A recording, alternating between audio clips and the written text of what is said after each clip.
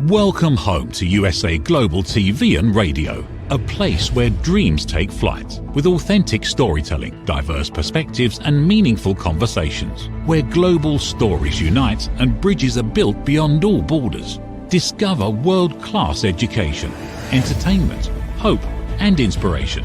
Together, we're building bridges worldwide. Subscribe to our channel, USA Global TV. Download our app, USA Global TV.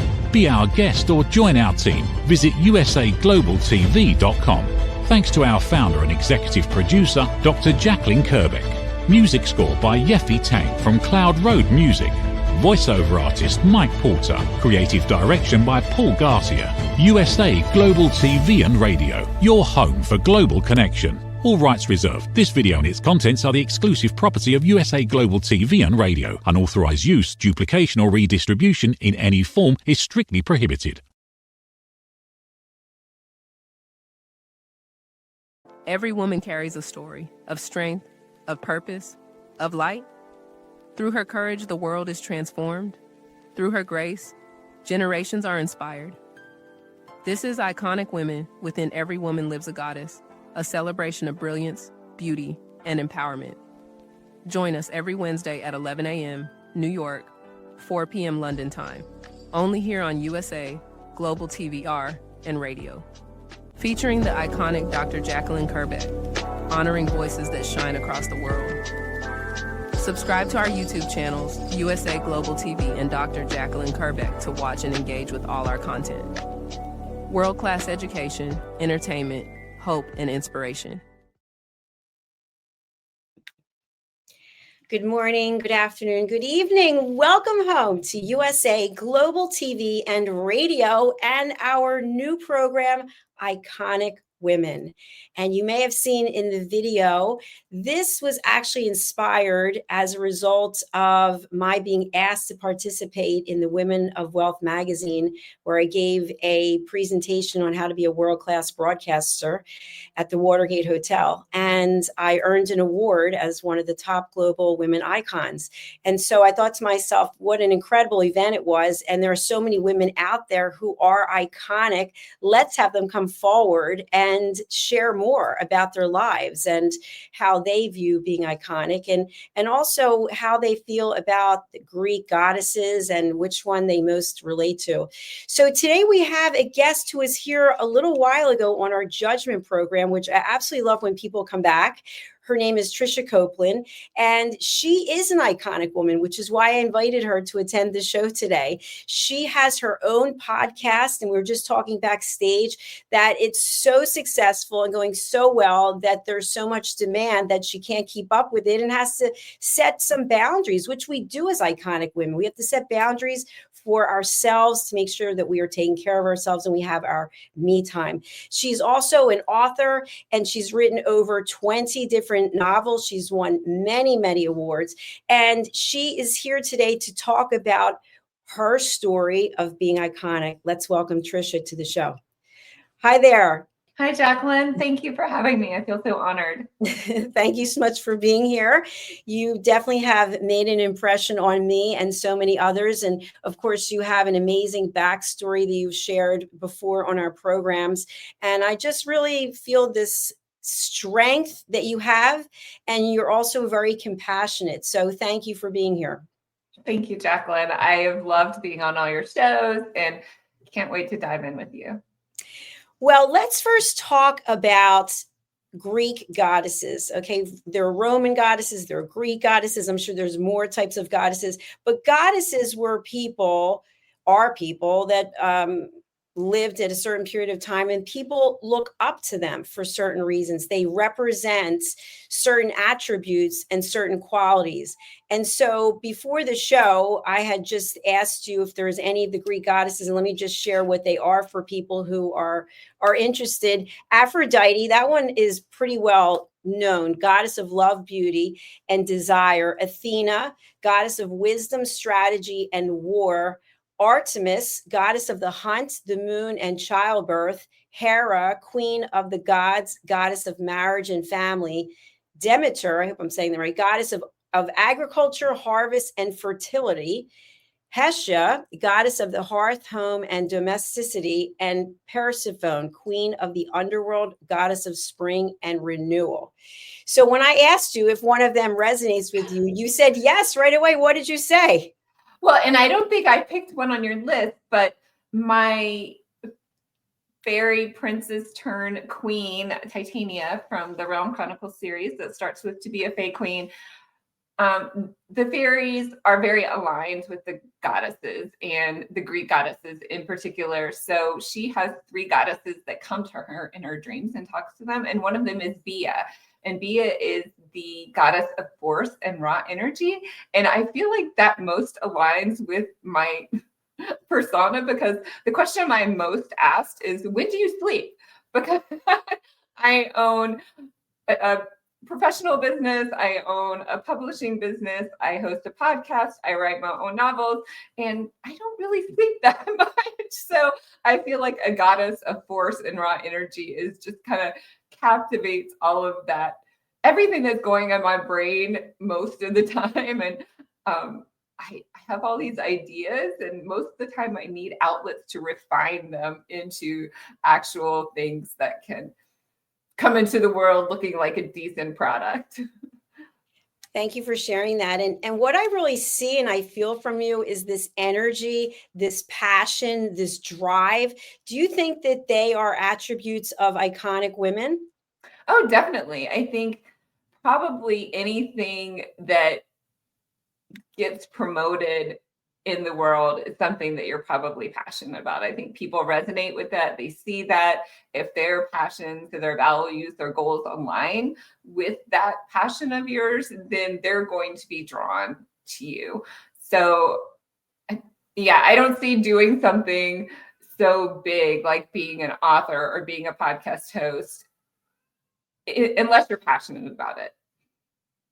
And by the way, that's such an important point. When people are not passionate about what they're doing, especially if they're in broadcasting or podcasting, we can tell. I mean, you could watch a network station where somebody's been on there for 40 years. You can tell at some point they're maybe tired. And I'm not saying that just in general, because we just had a show before this. We're talking about ageism, and people are working into their 80s and past and excited about it, as opposed to there was a certain time when you had to retire. So you have a ton of energy, you love what you're doing, and you're putting your creative passion into so many different areas.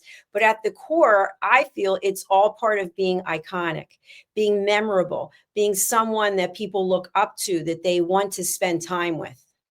Well, I hope so. I have a lot of ideas about things that make people iconic, I guess. And my word for that might be magic, because that's what kind of I share in my podcast and in my books, is that magic within each of us that we can share with the world and enlighten the world, inspire the world, and just make the world a better place with. So I'm putting in magic for iconic. Well, you know what I really like, what's standing out for me when you mentioned about a fairy.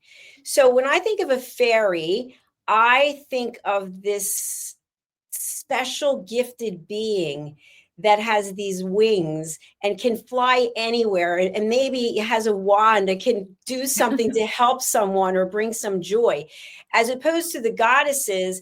I think of them as I even feel like there's a masculine side to the goddesses, right? Because we have female and we have male energy. And I like the idea of putting them together, because I know for myself, I'm usually in my masculine energy.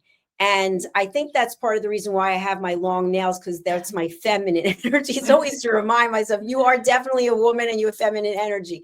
So can you see any connection, intersection between fairies and goddesses, or do you think they're mutually exclusive?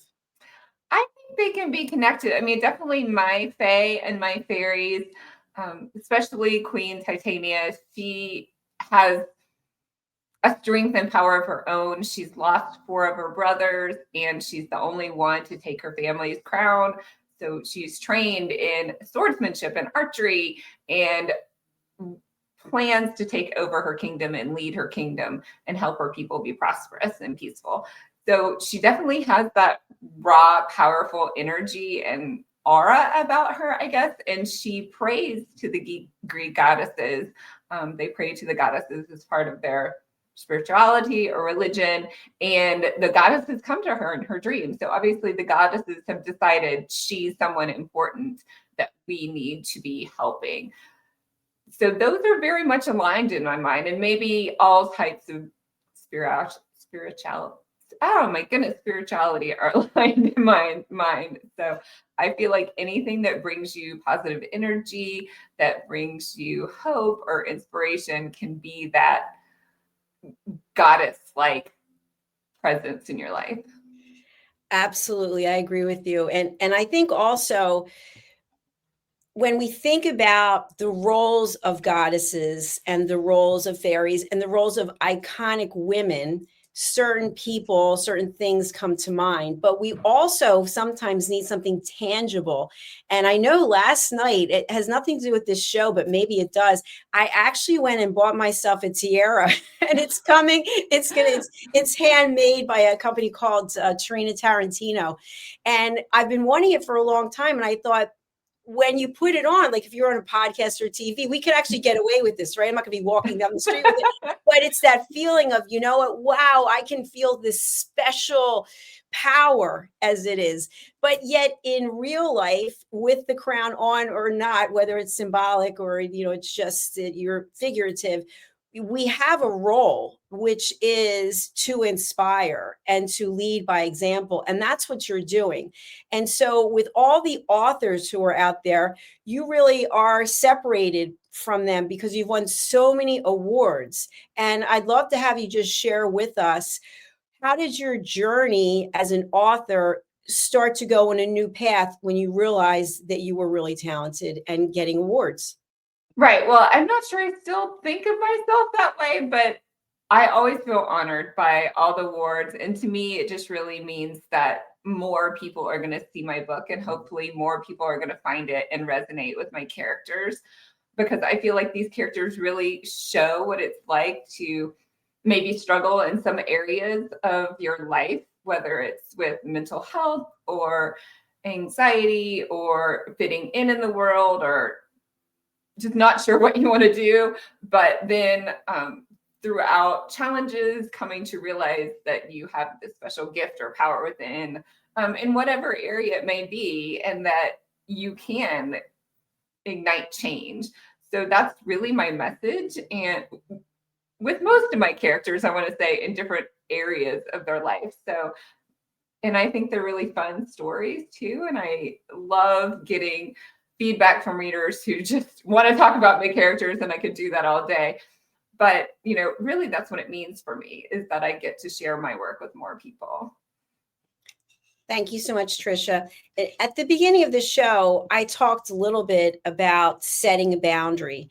And so I'm wondering, as goddesses, if you think about the goddesses and maybe some movie that we saw, maybe even Cleopatra, there has to be some time for self-care because everybody's looking to you, right? Everyone's like, oh, what's the next thing? Or what are we supposed to do?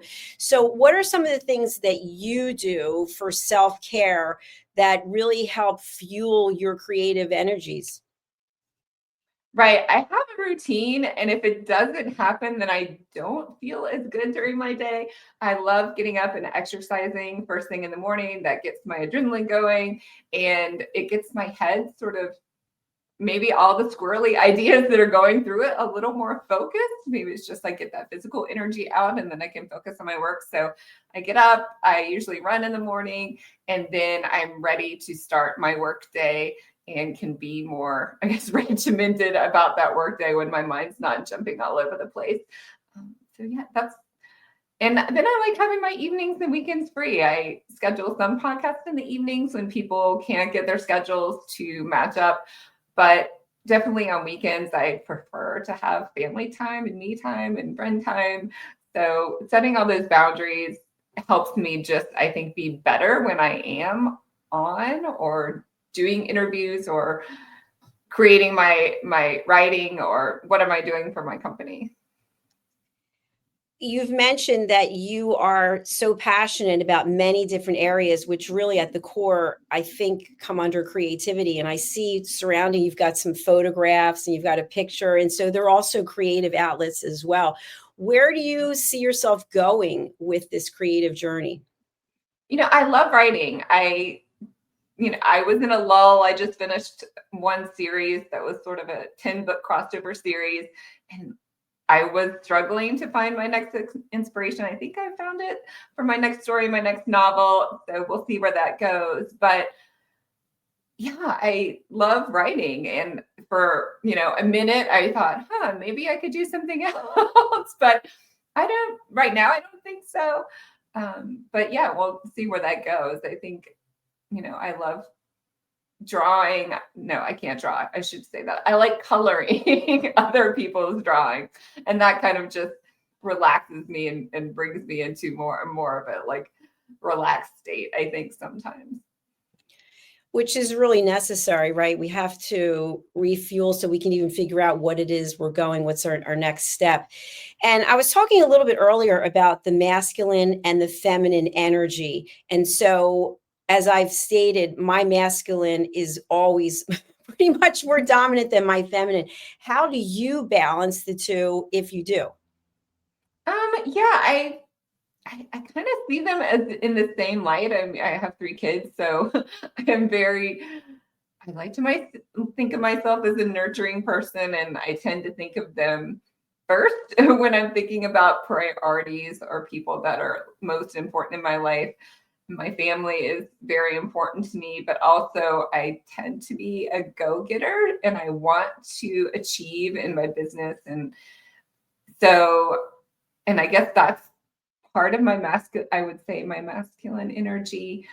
I like to, I was at a party this weekend and tattoos everybody doesn't love tattoos, but some people do. And this one guy, and probably I'll be embarrassed if he listens to this. But anyway, he's like, "Oh, I have this one tattoo." He's so proud of his tattoo. And then I was like, okay, I have on too many clothes because it's too cold outside. I can't show you all my tattoos. But there was this little bit of me that just wanted to one up him. Like, really, you have one tattoo?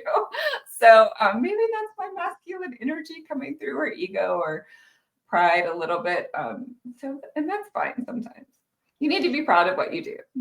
Absolutely. So that was your competitive side, and you wanted to basically say, "Oh, one tattoo, check out what I have." So would you share with us, what do your tattoos mean for you? Or do they all represent a story, or are they basically you saw something and you thought, "Wow, this is pretty. I want to have this on me," or they mean something significant? Yeah, they all mean something significant. I got my first tattoo on this sparrow, which is symbol for my first book series, the Being Me book series, which was a fictional retelling of my experience overcoming anorexia. So that's a 4-book series.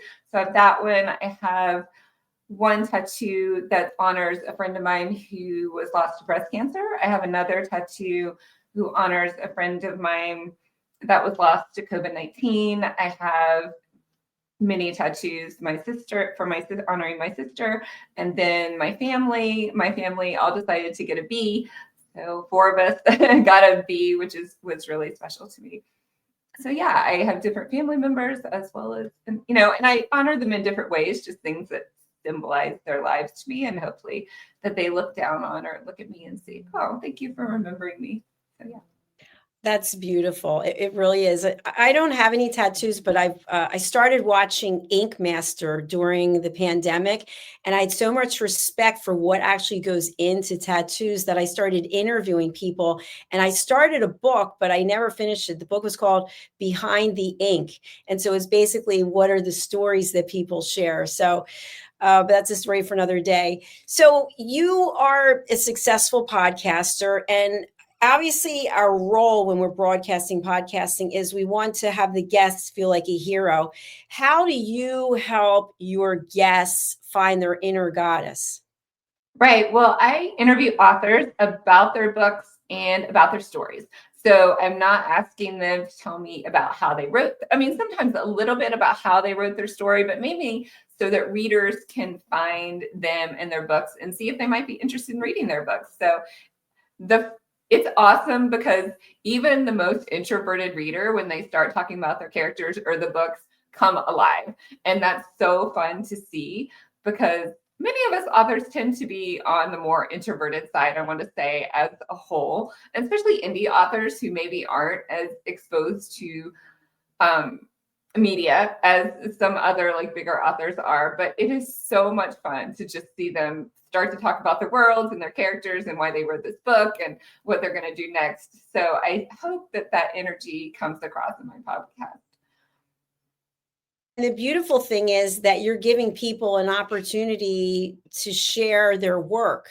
And it sounds like it's a collaborative space instead of a competitive space. And that's one thing I really admire about the author community. And we've discussed this before, but how people are in the author community are so supportive of one another. Whereas in other industries, it's really kind of cutthroat where you would never bring on somebody who's in the same space as you.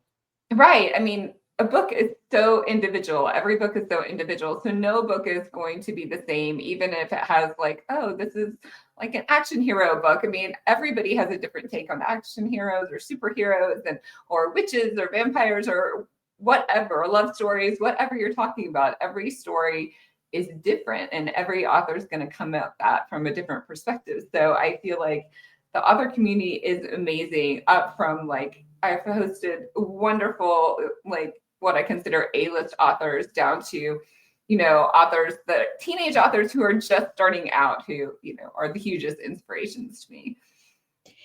You know, it's interesting. What I've found about being an author, I think I've written 25 or 26 books. I just had a book come out recently, is that for me, I'm not doing it to get rich, because I certainly am not getting rich from writing books. I can tell you that much. But when I have one person reach out to me and say, I actually learned something from what you wrote, that to me is an incredible gift.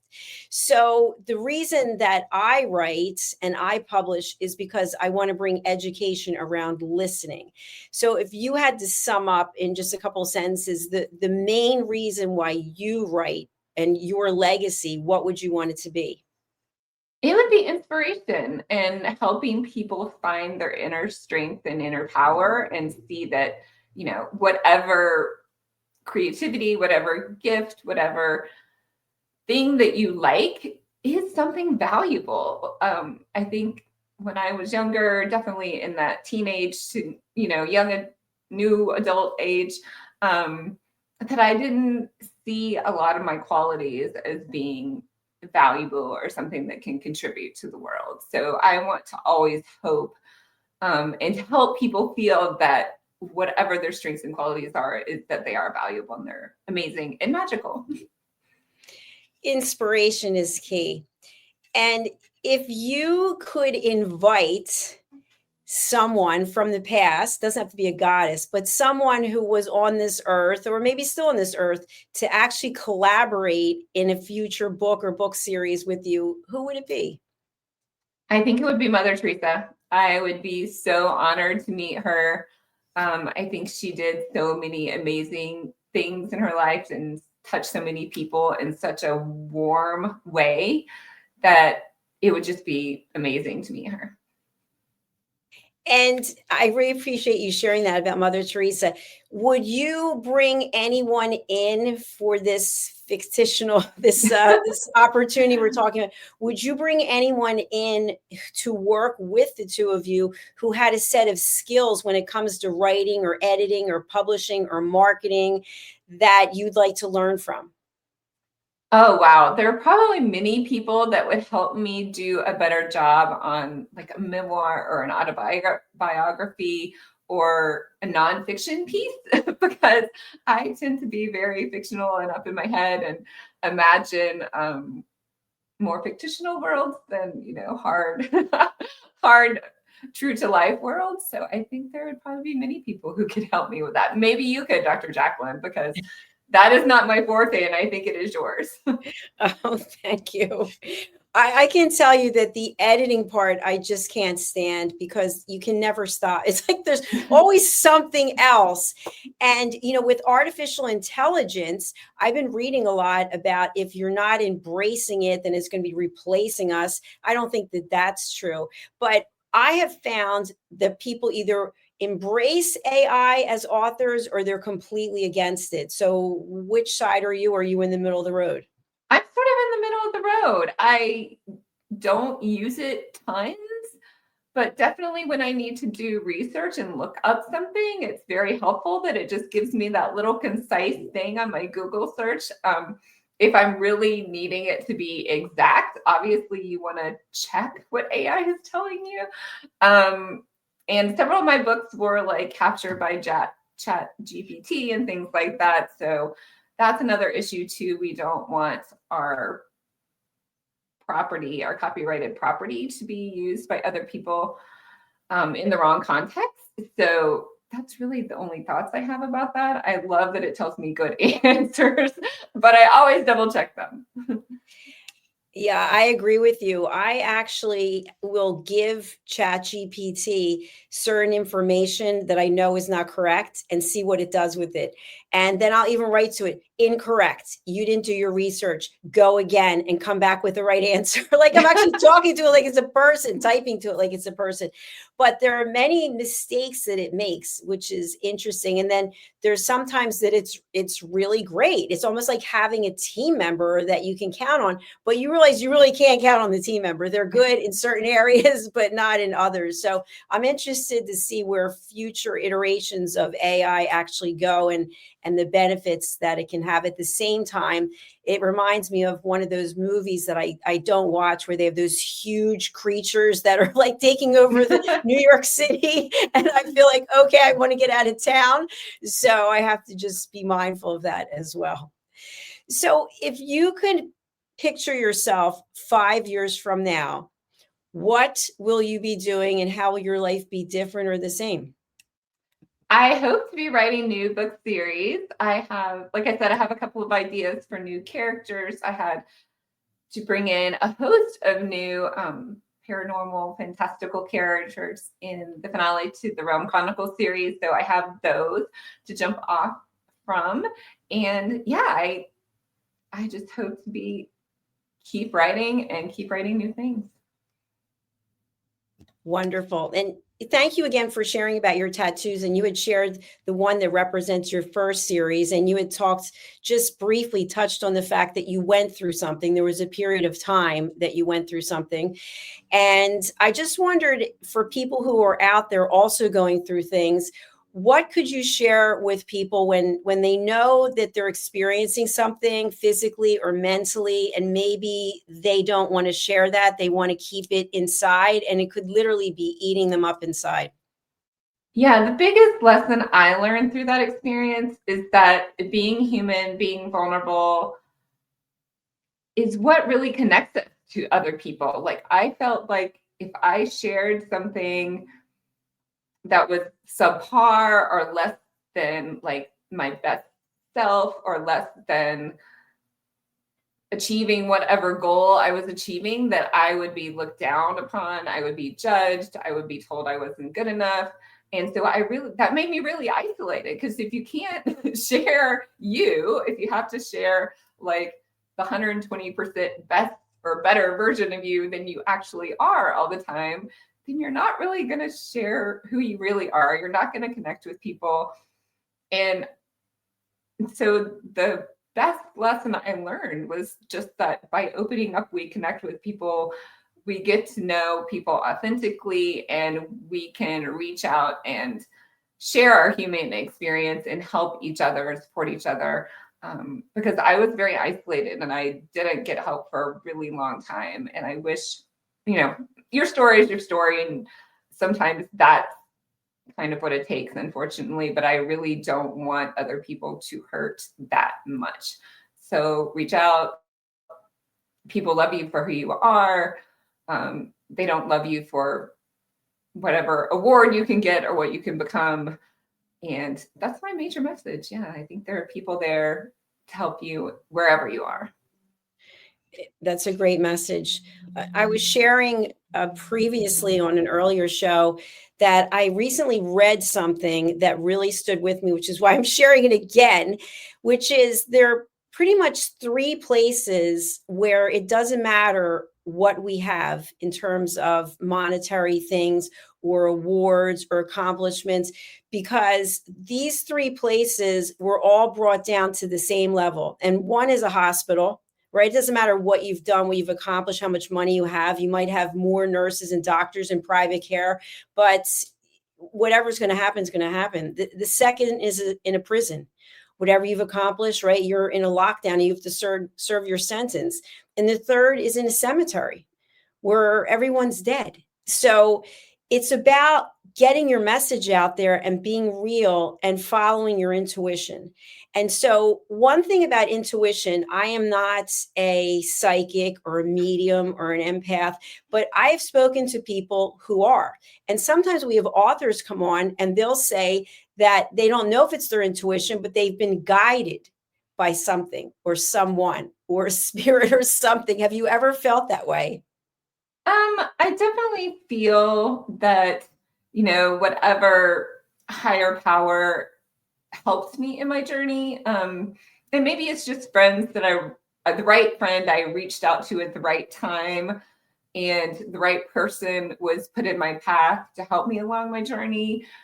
So I definitely feel there is something like a fourth dimension that we tap into sometimes, and that the right people, whether it's, for some people, it might be religion or God or spirituality or whatever that is. I feel like that energy surrounds us, and probably what we're putting out into the world is what we can attract. And sometimes we're putting out that we need things, and maybe we attract people that can give that to us. And sometimes we're putting out that we can help people. So maybe we attract people that we're supposed to be put in their lives to help them. So I definitely have that spiritual side that I believe that sort of everything is happening for a reason. And that if we are open to that, then we can have our lives enriched that much more by those relationships with people. Absolutely. I like to think of relationships like a tree. You've got the roots and you've got the branches and you've got the leaves. And sometimes we get all hung up with the leaves, the people who come and the people who go, but yet they served a purpose, and we served a purpose in their life. We might not know what it is, but they're here and then they're gone. And so what I'm really wondering now is, you shared about what you went through, and I can't imagine that because I've never gone through that. And you look back on it and maybe feel a certain way today than you did before. But how did you and how do you maintain grace during difficult situations? I think grace is just about, forgiving yourself and allowing yourself to be human, as well as allowing other people to be human. So I'm not going to be the perfect person. I'm not going to do the perfect thing. I'm not going to react the perfect way every time. We all have a little bit of selfish traits sometimes, and sometimes that is good because we do need to protect ourselves. But just also putting yourself in those other person's shoes for a minute, like walking in their moccasins, as the Native American or Indian people would say.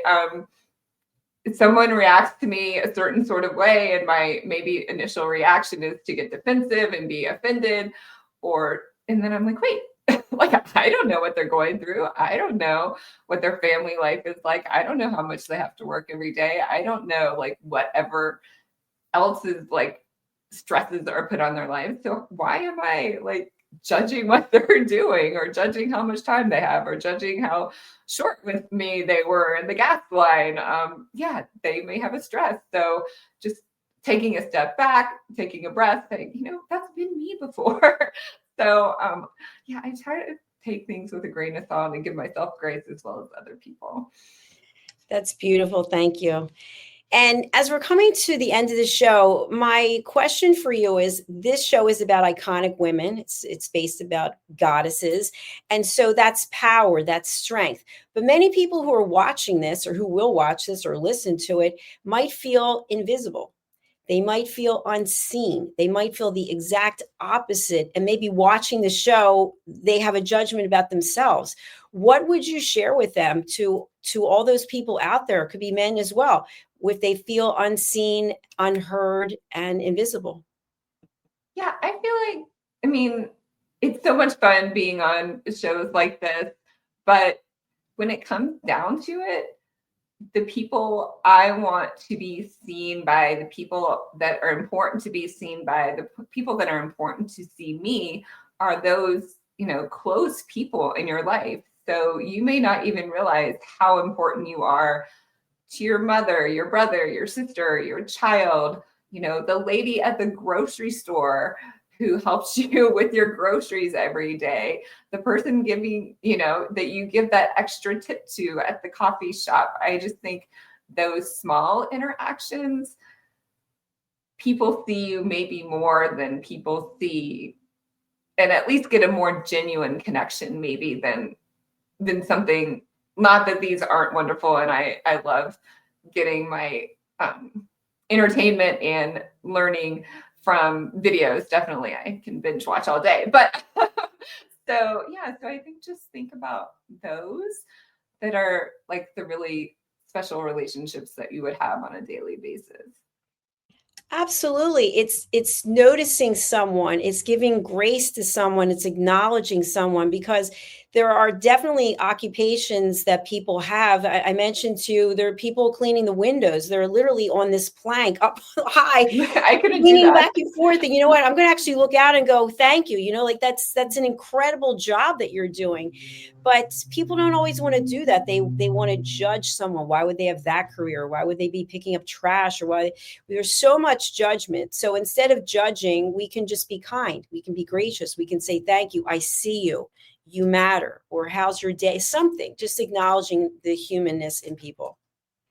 Definitely. I feel like the more you put out into the world is what you're going to get back into the world. Me and my friends have all these little packs now. Like we always start our conversations with 3 gratitude things. And now we've started like manifesting for each other. That one thing that we think about this friend every morning, we say, we're manifesting this idea for this friend, whether it's about relationships or whatever it's about.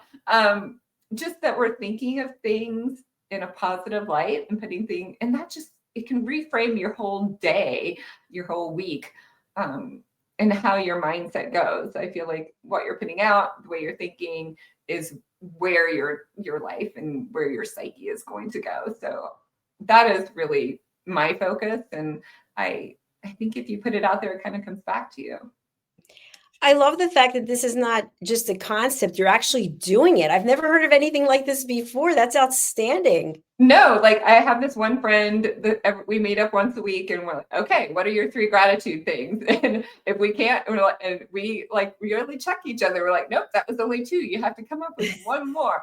And then, we just started the manifesting things because somebody was being really negative about something. I'm like, wait, you're putting it out into the world. This is not going to happen by saying it's not happening. Let's put it out into the world that it is going to happen, because you don't know when it could happen. It could happen next week. It could happen next year.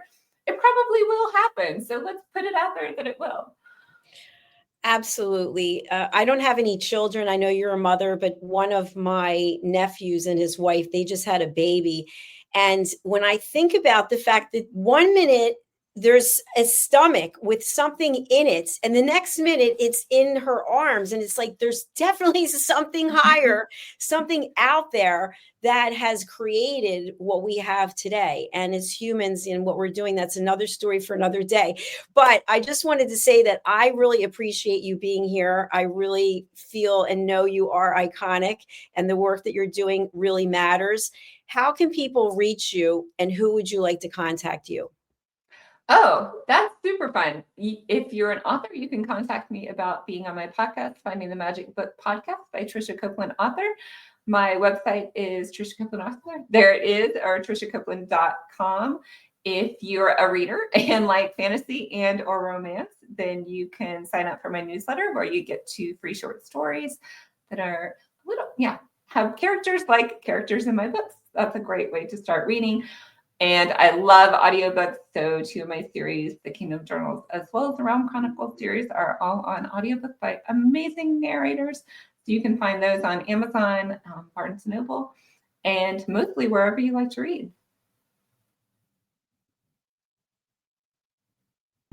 All right. Sorry, I clicked the wrong button. It's hard to produce. So thank you, Tricia, for being here. I really do appreciate it. I wish you all the best, and come back and see us on another episode of another show. Thank you so much, Jacqueline. I appreciate your time. Thank you. Bye-bye. Bye. Thank you to everyone out there for watching today. I really do appreciate it. I want to share with you that I'm hosting a retreat. I actually was invited to attend a retreat. It was called Meditation for Leadership, and it took place, I think I was there 3 weeks ago, at the Horseshoe Farm in Hendersonville, North Carolina in the United States. And I actually got to meet with the owner, and I met with some of the leadership, and I was so impressed. I decided that I am going to host a retreat. So I'd love to show you a clip about the retreat. But before I do that, I want to share with you that we do have 2 YouTube channels, which I've mentioned before. On the Dr. Jacqueline Kerbeck channel, there is a program that is going to be running. It is running daily. I'm doing the show, so I should know that it's running daily. And it's called Let's Finally Talk, a heart-to-heart with Dr. Jacqueline Kerbeck. So you'll only find this on the Dr. Jacqueline channel. So Instagram, Facebook, and YouTube. And every day I am sharing something with our audience. So I hope you can join. And now I want to just share this video clip about the Horseshoe Retreat. And I'd love to have you consider joining. So it is an incredible experience. And we're going to be offering, obviously, you're going to be enjoying the surroundings. The lodging is amazing. The food at the Silo Cookhouse is incredible. And of course, there is a farm and there are farm animals, and you can experience the outdoors. There's a sweat lodge. We're going to have meditation and yoga. And also we're going to have workshops to help you with your business and to help you build community with other people. So let's take a look, the Horseshoe Farm Retreat, and then we'll be back with our next show. Thank you.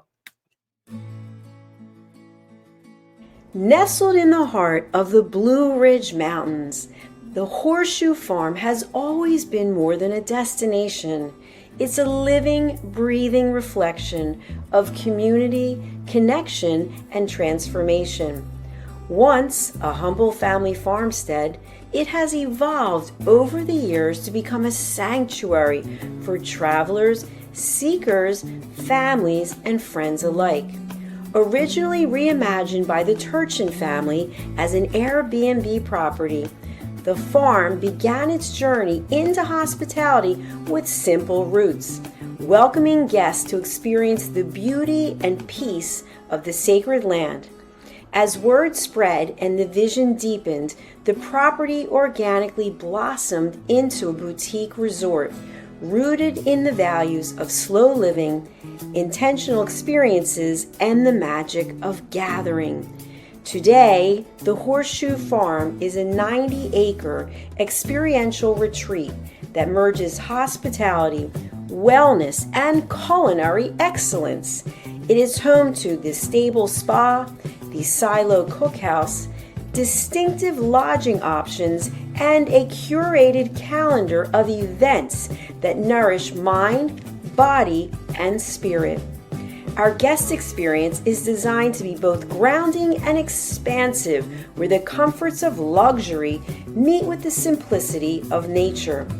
At its core, the Horseshoe Farm is about transformation of land, of self, and of community. We are proud of where we've come from. We are confident in who we are today and excited for the road ahead. Hello, I'm Dr. Jacqueline Kerbeck, also known as the Listening Mentor and President and Founder of USA Global TV and Radio. I had the opportunity, the pleasure of attending a retreat at the Horseshoe Farm just recently.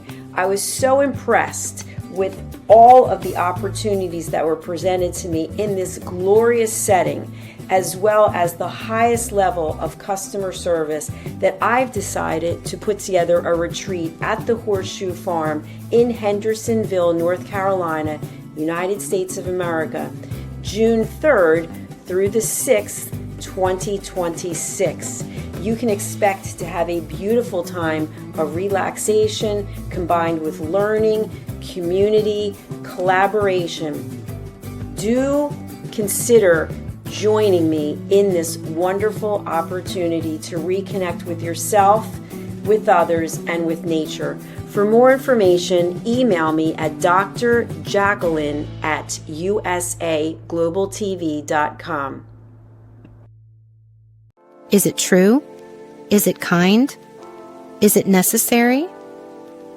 In a world quick to judge, one book dares to reveal the hidden cost of silence. Discover Holy but Harmful: The Silent Sin of Judgment, How Hidden Judgments Destroy Relationships and Damage Lives, by Dr. Jacqueline Kerbeck. The Amazon #1 bestseller that's transforming the way we understand ourselves and the way we see others. Pick up the companion workbook to uncover your own hidden judgments and learn how to break free from them. Available now on Amazon and at fine bookstores worldwide. USA Global TV and Radio proudly presents Tracy Cram Perkins, a dementia caregiving survivor teaching how to balance care with peace of mind. #1 resource for dementia caregivers. It's the book Dementia Home Care: How to Prepare Before, During, and After. Over 17,000 copies sold of this must-have guide. And now a testimonial from Tracy Smith. If I was to describe this book to someone who is going through a similar situation, I would underscore how important it is to have some sort of a tool or a guidebook to help you through certain stages. And there's so many, it's such an unknown topic to the average person. And to have this as a reference is essential. It's going to help you get through it personally, as well as help your loved one manage. To learn more, go to TracyCramPerkins.com. Tracy Cram Perkins is an award-winning author. She's also the host of Dementia Home Care television show. Watch it here on USA Global TV and Radio. Thank you, viewers and listeners of USA Global TV and Radio, for joining us today. We're honoured to have your time and attention as part of our global community. At USA Global TV and Radio, we believe in the power of authentic conversations, meaningful connections, and creating a world of possibilities together. Want to be part of something bigger? Join our team of elevated listeners at USAGlobalTV.com, a space where your voice matters and your ability to listen transforms relationships. Stay connected with us across all our platforms for thought-provoking discussions, expert insights, and empowering stories. Subscribe to our channels at youtube.com/c/USAGlobalTV. Follow us on social media and explore the endless opportunities we're creating for growth, learning, and inspiration. Together, we're not just broadcasting, we're building bridges and changing lives one conversation at a time. For inquiries, contact us at info@usaglobaltv.com. Music by Johnny Dies. Produced by Executive Producer and Director Dr. Jacqueline Kerbeck. Voiceover by Mike Porter. Creative Direction by Paul Garcia. All rights reserved. Copyright 2025. Visit usaglobaltv.com to view our full terms and conditions.